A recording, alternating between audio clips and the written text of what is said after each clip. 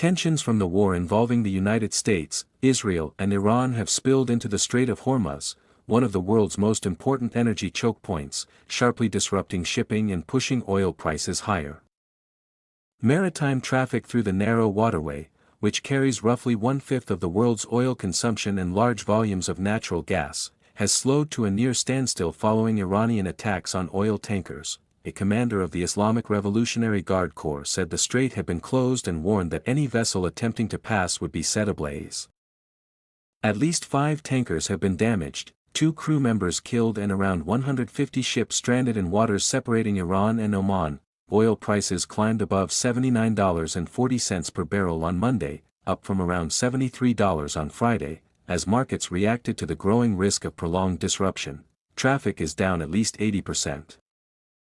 Michelle Bachmann, a senior maritime intelligence analyst at Windward, told Al Jazeera, adding that freight rates for routes from the Middle East and the Gulf had already surged sharply. Cormac McGarry, director of Maritime Intelligence and Security Services at Control Risks, said vessels received a warning from Iran on the international distress frequency indicating the strait was closed.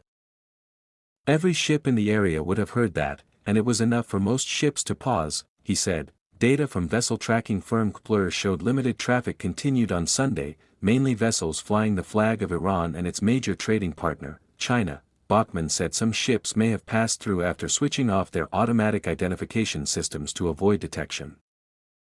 McGarry warned that a complete shutdown of the strait would ultimately harm Iran itself. If they attack shipping, they are encouraging the Gulf states to join the war, he said, adding that a sustained, long-term closure was highly unlikely.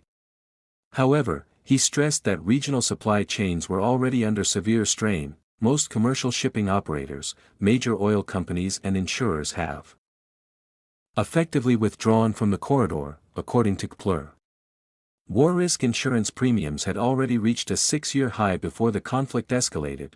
There has definitely been an escalation overnight, with pressure on energy infrastructure in the Gulf and Qatar preemptively pausing LNG production, said Rachel Ziemba, a senior adjunct fellow at the Center for a New American Security. With tankers unwilling to come into the Gulf, it sends a message of what is at stake, she added. Asia most exposed. CPLR said Iran had raised oil exports to multi-year highs in February ahead of the U.S.-Israeli strikes, while Gulf states also front-loaded exports to cushion short-term supply risks. According to the U.S. Energy Information Administration, nearly 70% of crude shipped through the Strait of Hormuz is destined for Asia, primarily India, Japan and South Korea.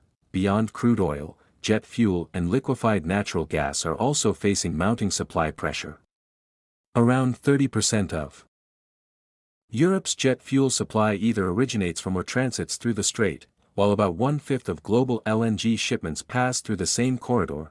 Global supply chains under strain. Although the United States is no longer heavily dependent on Middle Eastern oil, it remains vulnerable to wider market disruptions.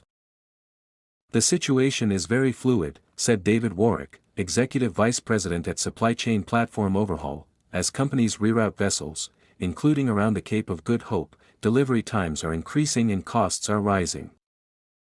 With war risk insurance and additional emergency coverage, it's adding thousands of dollars to each shipment, Warwick said, warning that the disruption comes during a critical period for global sourcing and holiday season planning.